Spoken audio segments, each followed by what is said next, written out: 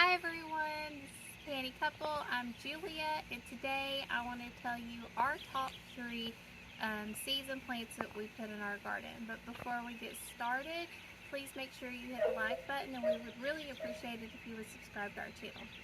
So, it is garden season. It's a little cold out here right now. As you can see, we are in our actual in-ground garden.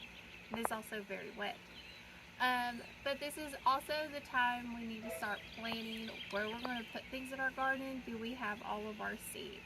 And there are three seeds and plants, or seeds and a plant, that we will put in the garden every single year. And Aaron's behind the camera, so if you hear him, he'll interject. The first one is going to be tomatoes. So I have a pack here. This is a free tomato we got.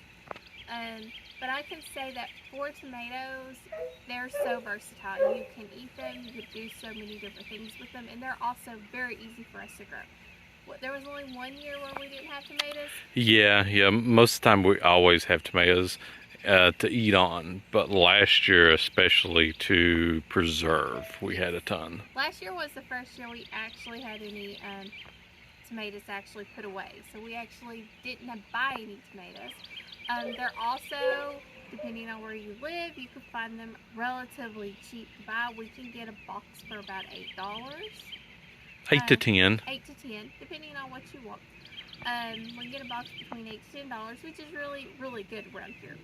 So they're so versatile, and I can them. We don't eat tomatoes.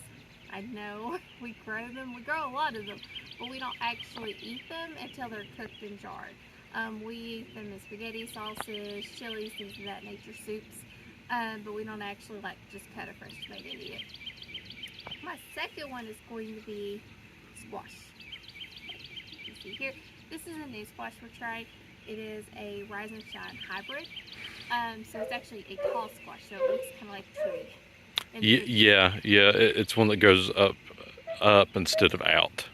And we like squash because they're probably our favorite eating vegetable, like fresh eating vegetable, and they're very prolific.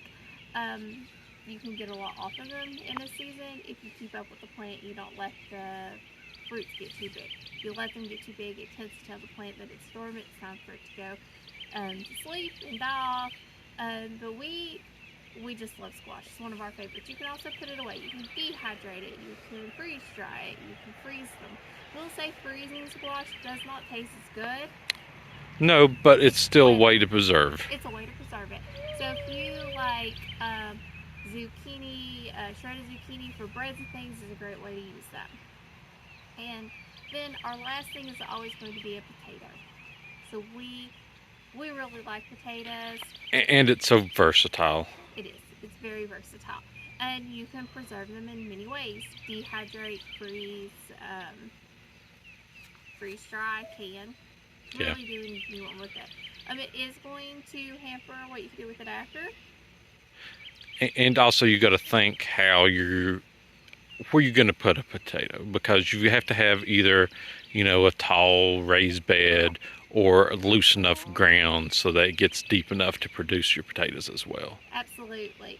I will say one of our favorite ways to do potatoes is hash browns, and I will show you that when we have some to preserve this year.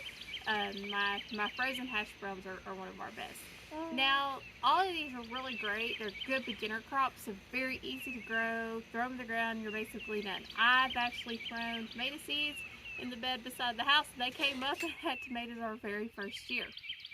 We didn't do anything. They just popped up. So for the most part, these are all very easy to grow, but all of them require space. All three of them. You will typically do potatoes, like Aaron said, in a deep raised bed or in a traditional garden like we have here. Same thing for squash. Squash can take up a lot of room when they get big enough. I mean, a lot of room. Those plants, you can see them, they get massive. And most people don't tend to pick them. You'll see around this area a lot of people giving away squashes, and they're like this long because most people don't get them when they're young and tender. Aaron and I, when they start coming in, we do a daily check. We get them like about this size. That's like the perfect eating size. and it continues, and you have a greater production off those plants. But they can be very, very large.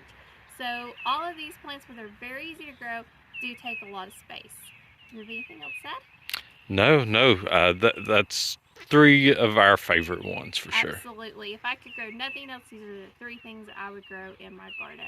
So as always, please make sure you check out our link tree for our other content. And as always, thank you for joining us on the Canny Couple, where we work hard, live simple, and enjoy life. Have a wonderful day.